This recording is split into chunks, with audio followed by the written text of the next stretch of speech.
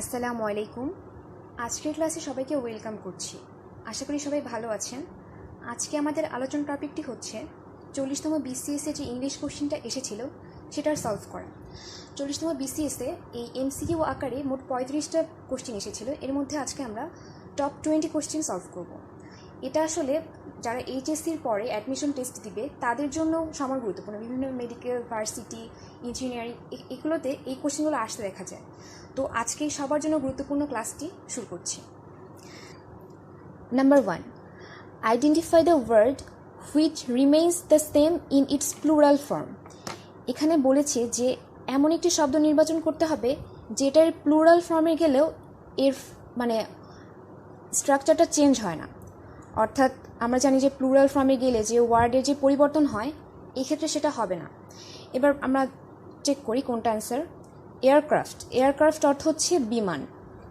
So এইটা হচ্ছে একটা নিউটার, এটা একটা ক্লিব লিঙ্গ বলা যেতে পারে। সো এটার তো কোনো প্লুরাল ফর্ম হতে পারে না, তো এটা হবে না।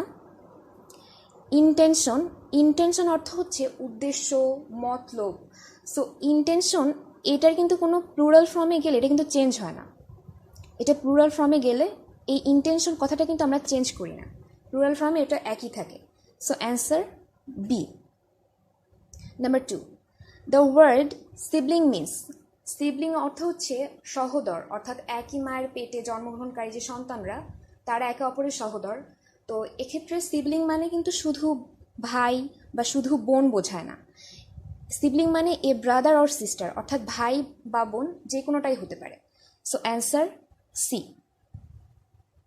Number 3, incorrectly spelled word.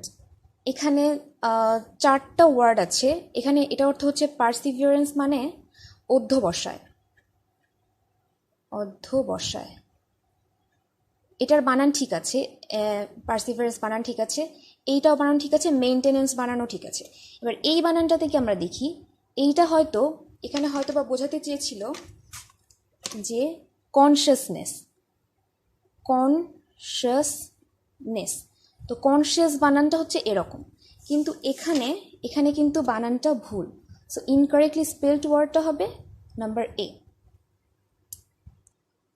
Number 4, which one of the following word is masculine, অর্থাৎ নিচের কোনটি পুরুষবাচক শব্দ। এখানে প্রথমে আছে মেয়ার, তারপরে ল্যাড, পিলো, পনি। এবার এই শব্দগুলোর অর্থ আমরা খেয়াল করি যে এটার অর্থ কি দাঁড়ায়। এইটা অর্থ হচ্ছে মানে মেয়ে ঘোড়া বা ঘটকি যেটাকে বলা হয় সেটা। সো এটা হবে না, এটা তো ফেমিনাইন হয়ে যাচ্ছে। ল্যাড অর্থ হচ্ছে বালক, এটা অর্থ হচ্ছে বালক। সো এটা হচ্ছে মাস্কুলিন। Answer B. এই দুটো কিন্তু এটা মানে হচ্ছে টাট্টু ঘোড়া, পনি অর্থ হচ্ছে টাট্টু ঘোড়া, আর পিলো অর্থ তো বালিশ, তো এটা তো হবেই না। আর টাট্টু ঘোড়া এটাও হবে না। সো মাস্কুলিন বা পুরুষবাচক, answer B. Number 5, a man whose wife has died is called a widower, spinster, bachelor.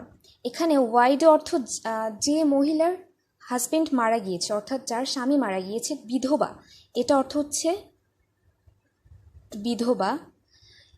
আর এইটা অর্থ হচ্ছে বিপত্তি, অর্থাৎ যার স্ত্রী মারা গেছে। এখানে তো সেটাই চেয়েছে, যার স্ত্রী মারা গেছে সে হবে ওয়াইডার। So answer B. এবার বলে রাখি যে স্পিনস্টার আর ব্যাচেলার মানে তো আমরা সবাই জানি, কিন্তু আমরা একটা ভুল করি। আমরা যে সকল মেয়েরা অবিবাহিত তাদেরকেও ব্যাচেলার বলতে চাই, কিন্তু মেয়েদের ক্ষেত্রে বলতে হবে স্পিনস্টার, অর্থাৎ অবিবাহিত মেয়ে বা অবিবাহিত মহিলাকে স্পিনস্টার বলতে হবে। আর ব্যাচেলার হচ্ছে অবিবাহিত পুরুষ, স্পিনস্টার হচ্ছে অবিবাহিত মহিলা। Number 6, in which sentence is the word past used as a preposition? এখানে আমরা দুইটা ওয়ার্ড মার্ক করি, past আর preposition। আচ্ছা, আমরা একটা জিনিস জানি যে প্রিপোজিশনের পরে কিন্তু আরেকটা ওয়ার্ড থাকে, প্রিপোজিশনের পরে আরেকটা ওয়ার্ড থাকবে। আমরা ফার্স্ট অপশনটা দেখি। এ আছে writing letter is a thing of the past. B, I took back on the past without regret. C, I called out to him as he ran past. D Tania was a wonderful singer but she is past her prime. তো ফার্স্টের অপশনটাতে আমরা দেখি যে পাস্টের পরে কিন্তু আর কিছু নেই। এখানে যদি আর কিছু থাকতো আমরা সেটাকে প্রিপোজিশন হিসাবে মানে এটা ব্যবহার হয়েছে কিনা সেটা আমরা বলতে পারতাম, কিন্তু প্রিপোজিশনের পরে এখানে যেহেতু কিছু থাকতে হবে বাট এটার ক্ষেত্রে নেই, তাই এটার অ্যান্সার হবে না। এক্ষেত্রে পাস্ট উইদাউট, পাস্টও একটা প্রিপোজিশন, উইদাউটও একটা প্রিপোজিশন, পরপর দুটো প্রিপোজিশন আছে, সো এটাও হবে না, এটা অ্যান্সার হবে না। নাম্বার সি একই কারণে হবে না, নাম্বার এ যে কারণে হয়নি নাম্বার সিও সেই কারণেই হবে না, এটাও অ্যান্সার হবে না। সো একটা অপশনই বাঁচে, Tania was a wonderful singer but she is past her prime. এখানে she is one self past, এখানে যে she is past her prime বা পাস্ট ওয়ান সেলফ প্রাইম, এইটার ক্ষেত্রে এখানে কিন্তু এটা প্রিপোজিশন আকারে ব্যবহার হয়েছে। সো এইটা হবে অ্যান্সার ডি। আমরা পরের পেজে যাই। Number 7, please write to me at the above address. Sorry, এখানে অ্যাড্রেস বানানটা ভুল হয়েছে, above address. The word above in this sentence is a or an. আচ্ছা, এবার একটু ব্যাখ্যা দিই এটার। এখানে যেটা আছে দা, আচ্ছা the above address, the above address, এখানে দা হচ্ছে আর্টিকেল, অ্যাবভটা কি সেটা আমরা এখন নির্ণয় করব।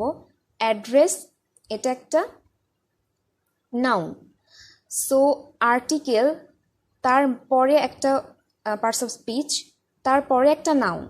আমরা জানি যে নাউনের আগে কিন্তু অ্যাডজেক্টিভ বসে।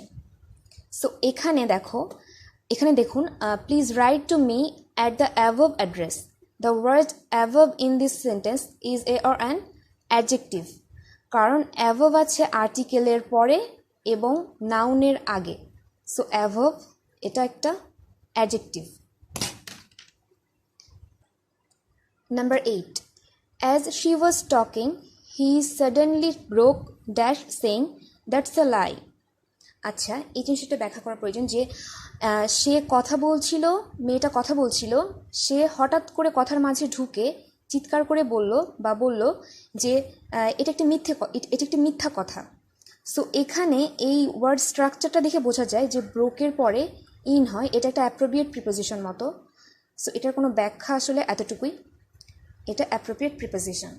সো অ্যান্সারটা হবে in. Number 9, you may go for a walk if you feel like it, if you dash like it. So এখানে ফিলের পরে লাইক যদি আমরা দিই, ফিল লাইক দিলে এটার অর্থ দাঁড়ায় যে তুমি হাঁটতে যেতে পারো যদি তোমার মনে হয়। সো এখানে এটা হবে number C, about, on, for, এটার সাথে হবে না, কারণ এই সেন্টেন্সটা অর্থগত দিক থেকে যদি আমরা বিবেচনা করি তাহলে এরপরে হবে হচ্ছে like. Number 10, you look terrific in the dress. In this sentence terrific means, এই সেন্টেন্সের এখানে টেরিফিকটা কি বোঝায় এটা নিয়ে আসলে অনেক মতভেদ আছে। এটা অনেকে বলেছেন এটা দিয়ে এক্সেলেন্ট বোঝায়। আমি আসলে আমার শিক্ষকের কাছেও জিজ্ঞেস করেছিলাম, তিনিও দ্বিধাদ্বন্দ্বে ভুগছিলেন যে এটা এক্সেলেন্টও হতে পারে আবার হরিবলও হতে পারে। এখানে তাকে ড্রেসটা পরে টেরিফিক লাগছিল, এবার তাকে ড্রেসটা পরে এক্সেলেন্ট এখানে কি অর্থে বোঝাচ্ছে, তবে বেশিরভাগের মতই এটা এক্সেলেন্ট হবে, এটা হরিবল হবে না, কারণ সাধারণত মানুষ কমপ্লিমেন্ট দেওয়ার ক্ষেত্রে এরকম ওয়ার্ড ইউজ করে। সো এটা আমরা এক্সেলেন্ট বলতে পারি। এখানে ফানি বা ভেরি আগলি হবে না, এটা সেন্টেন্সের সাথে এগুলো যায় না। সো এটা হবে না, এটাও হবে না। Number 11, someone who is capricious is easily irritated, wise and willing to cooperate, extremely conceited and arrogant, known for sudden changes in behavior or attitude. এখানে ক্যাপ্রিশিয়াস অর্থ হচ্ছে খামখেয়ালি বা হুইমসিক্যাল যেটাকে বলা হয়। সো অ্যান্সারটা হবে ডি, এটা অর্থ খামখেয়ালি বা হুইমসিক্যাল। এখানে এক্সট্রিমলি কনসিটেড অ্যান্ড অ্যারোগেন্ট এটা অর্থ হচ্ছে অহংকারী, ইজিলি ইরিটেটেড এটাও হবে না। সো অ্যান্সারটা হবে D. Number 12. Which word is similar to apple? Deceive, confuse, dismay, solicit. এখানে ডিসিভ অর্থ কাউকে ডিসঅ্যাপয়েন্ট করা বা কারোর সাথে প্রতারণা করা বা চিট করা। কনফিউজ অর্থ হচ্ছে দ্বিধাদ্বন্দ্বে ভোগা। আর অ্যাপেল শব্দটার অর্থটা আগে বলে নিই। অ্যাপেল শব্দের অর্থ হচ্ছে ভীত করা, মানে কাউকে টেরিফাই করা, মানে কাউকে ভয় দেখানো, টেরিফাই করা, এটার অর্থ। আবার সলিসিট অর্থ হচ্ছে কোনো কিছু পাইবার চেষ্টা করা বা আন্তরিকভাবে চাওয়া। সো এটা হবে না, কনফিউজও হবে না, ডিসিভও হবে না। সো অ্যান্সারটা হবে ডিজনে অর্থ ভীত করা। নাম্বার 13. Which word means the opposite of dearth অর্থ হচ্ছে কোনো কিছুর ঘাটতি বা কমতি। তো এখানে ল্যাক অর্থ কোনো কিছুর ঘাটতি। এখানে কিন্তু অপোজিট ওয়ার্ডটা চেয়েছে, আমি একটু মার্ক করে রাখি। এখানে চেয়েছে হচ্ছে অপোজিট ওয়ার্ড। সো এটা সিনোনিম হয়ে যাচ্ছে। তারপরে পোভার্টি, এটা মানে দারিদ্রতা, এটাও প্রায় সিনোনিমের কাছাকাছি হয়ে যাচ্ছে। শর্টেজ মানে ঘাটতি বা কমতি, এটাও প্রায় সিনোনিম হয়ে যাচ্ছে।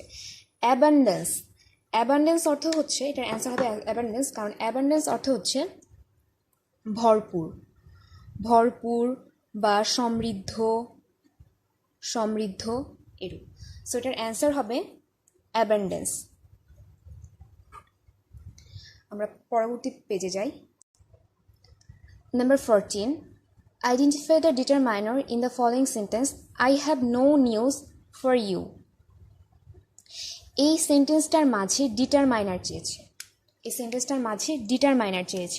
এখানে আসলে ডিটারমাইনার বলতে অ্যাডজেক্টিভ বোঝানো হয়েছে। আমরা জানি অ্যাডজেক্টিভও এক ধরনের ডিটারমাইনার। সো এখানে আমরা দেখি, এখানে নিউজ হচ্ছে একটা নাউন। সো নাউনের আগে যেটা থাকবে সেটা হচ্ছে, আমরা কি জানি, সেটা হচ্ছে অ্যাডজেক্টিভ। আর এখানে চেয়েছে determiner is one kind of adjective. So অ্যান্সারটা হবে no, answer C. Number 15. A lost opportunity never returns. Here lost is a gerund, verbal noun, gerundal infinitive, the participle. এখানে এটার অর্থ হচ্ছে যে একটি হারানো সুযোগ কখনো ফিরে আসে না। তো এখানে লস্ট হচ্ছে একটা পার্টিসিপল। আপনারা নিশ্চয়ই খুব অবাক হচ্ছেন যে লস্ট কীভাবে পার্টিসিপল হলো। তো আমি এটা একটু ব্যাখ্যা দিই। সাধারণত আমাদের কাছে এই লস্ট শব্দটা পার্টিসিপল হিসেবে আসলে পরিচিত নয়, কারণ আমরা সাধারণত আইএনজি যুক্ত বা কিছু কমন পার্টিসিপল আমরা খুব সহজেই চিনতে পারি। তবে আমাদের এটা জানা প্রয়োজন যে পার্টিসিপল কিন্তু আসলে 3 প্রকার। একটা হচ্ছে প্রেজেন্ট পার্টিসিপল, একটা হচ্ছে পাস্ট পার্টিসিপল, একটা হচ্ছে পারফেক্ট পার্টিসিপল। তো প্রেজেন্ট পার্টিসিপলের সাথে কিন্তু ভার্ব প্লাস ভার্বের বেস ফ্রম আর হচ্ছে সাথে আইএনজি যুক্ত থাকে। আবার পাস্ট পার্টিসিপলের ক্ষেত্রে V3, যেমন লস্ট থেকে লস্ট হচ্ছে এখানে, এরকম থাকে। আবার পারফেক্ট পার্টিসিপলের ক্ষেত্রে কিন্তু হ্যাভিং প্লাস ভার্বের পাস্ট পারফেক্ট থাকে। সো এখানে যেটা হয়েছে সেটা হচ্ছে পাস্ট পার্টিসিপল। এই লস্টের ক্ষেত্রে কিন্তু পাস্ট পার্টিসিপল ফর্মুলাটা খেটেছে, যে ভার্বের V3 অর্থাৎ লস থেকে লস্ট। সো অ্যান্সারটা হবে ডি, এটা হচ্ছে participle. Number 16. We must not be late else we will miss the train. This is a compound sentence, complex sentence, simple sentence. এখানে এটার অর্থ হচ্ছে যে আমরা যদি ট্রেনটা মিস করতে না চাই তাহলে আমাদের দেরি করা উচিত না। এটা কিন্তু একটা শর্তবোধক, মানে একটা শর্তবাচক শব্দ। তো আমরা কি জানি যে কমপ্লেক্স সেন্টেন্স এটা হচ্ছে শর্তবাচক শব্দ। তো এখানে যেহেতু শর্ত আছে যে আমরা যদি ট্রেনটা মিস করতে না চাই তাহলে আমাদের দেরি করা উচিত নয়। এই সেন্টেন্সটা কিছুটা মানে সো দ্যাটের মতো কাজ করছে। তো আমরা তো জানি যে সো দ্যাট থাকে হচ্ছে কমপ্লেক্স সেন্টেন্সে, যে আমরা যদি ট্রেনটা মিস করতে না চাই তাহলে আমাদের দেরি করা উচিত না। তাহলে অ্যান্সারটা হবে বি, কারণ এখানে শর্ত আছে। হয়ে গেল। Number 17. Change the voice, who is calling me. এখানে দেখতে পাচ্ছি যে প্রেজেন্ট কন্টিনিউয়াস আছে আর এখানে হু আছে। সো বাই হুম আসবে, বাই হুম থাকবে, তারপরে এই প্রেজেন্ট কন্টিনিউয়াসটাকে আমরা আবার ভয়েস চেঞ্জটা করব, মানে প্যাসিভ ভয়েসে করে নিব। তো by whom am I called, এখানে বিং নেই, সো এটা হবে না। By whom I am called, এটাও হবে না, বিং নেই। By whom am I being called, হ্যাঁ এইটা হবে। বাই হুম আছে, প্রেজেন্ট কন্টিনিউয়াসের জন্য এখানে বিইং দিয়েছি, বিইং আছে, by whom I am being called. So answer C. এটা তো হবে না, whom am I called by, এটা কোনো সেন্টেন্স হচ্ছেই না, এটাও হবে না। Number 18, the saying enough is used when you want something to continue, something to stop, something to continue until it's enough. D, to tell instruction are clear, এটা হবে না, যে তুমি তো বোঝাতে চাচ্ছ যে নির্দেশনাগুলো আমি ঠিকভাবে বুঝিয়ে দিয়েছি, তুমি তো আসলে তা বোঝাতে চাচ্ছ না। তা বোঝাতে চাচ্ছেন না যে enough is enough. Enough is enough আমরা কখন বলি, যে আমরা কোনো কথা শুনতে চাচ্ছি না, আমরা এখন একটা সমাপ্তি চাচ্ছি, তখন বলি এনাফ ইজ এনাফ, এবার থামো, এই ধরনের কথা আমরা সাধারণত বলি। তো এটা আসলে সামথিং টু স্টপ হবে, অ্যান্সারটা হবে সামথিং টু স্টপ। আমরা কোনো কিছু থামানোর জন্য বলি এনাফ ইজ এনাফ। আর দুটো বাকি আছে। Number 19, an extra message added at the end of a letter after it is signed is called, মানে একটা এক্সট্রা মেসেজ, এক্সট্রা মানে একটি অতিরিক্ত বার্তা যেটা সাইন করার পরে কোনো একটা খামের নিচে দেওয়া হয়, সেটাকে আমরা বলি হচ্ছে পোস্টস্ক্রিপ্ট। পোস্টস্ক্রিপ্ট অর্থ হচ্ছে সংশোধনী, সংশোধনী। এটা তো হবে না, এটা কিন্তু হবে না, এটা হবে না, এটা হবে না, আরএসভিপি এটা হবে না, এটা কিন্তু নোটাবিন। নোটাবিন এটা কিন্তু আমরা চিঠির শেষে, বার্তার শেষে কিন্তু আমরা সংশোধনীতে কিন্তু নোটাবিন এটা লিখি না, সো এটা হবে না অ্যান্সার। অ্যান্সার হবে পোস্টস্ক্রিপ্ট বা সংশোধনী। আচ্ছা, কোশ্চেন নাম্বার 1-এর ব্যাখ্যায় আমি একটা টপিক মিস করেছি, সেটা হচ্ছে ইন্টেনশন। এটা কিন্তু একটা আনকাউন্টেবল নাউন, এটা একটা আনকাউন্টেবল নাউন। সো এটা এই কারণেও কিন্তু এটা প্লুরাল ফর্ম, এটা তো প্রথমে ব্যাখ্যা দিয়েই দিয়েছি, তবে আমার এটুকু বলা বাদ ছিল যে এটা একটা আনকাউন্টেবল নাউন, তাই আমি আবারও এটা বলছি, এটা হচ্ছে একটা আনকাউন্টেবল নাউন।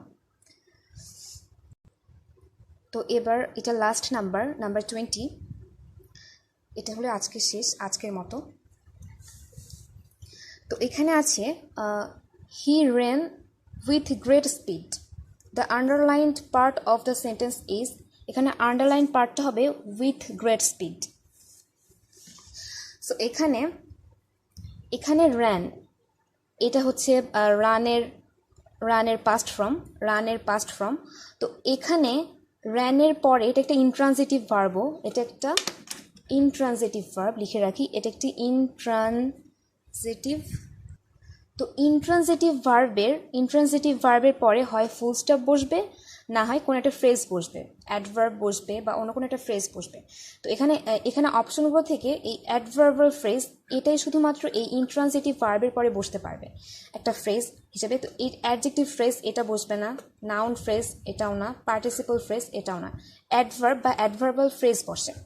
ইন্ট্রানজিটিভ ভার্বের পরে অ্যাডভার্ব বা অ্যাডভার্বাল ফ্রেজ বসে। সো অ্যান্সার হবে বি, মার্ক করে দিচ্ছি, অ্যান্সার বি। আজকের ক্লাস এ পর্যন্তই। Hope that you enjoy the class. আবারও দেখা হবে নতুন কোনো ভিডিওতে, নতুন কোনো টপিক নিয়ে। ততদিন সবাই সুস্থ থাকবেন, ভালো থাকবেন এই কামনায়। আসসালামু আলাইকুম।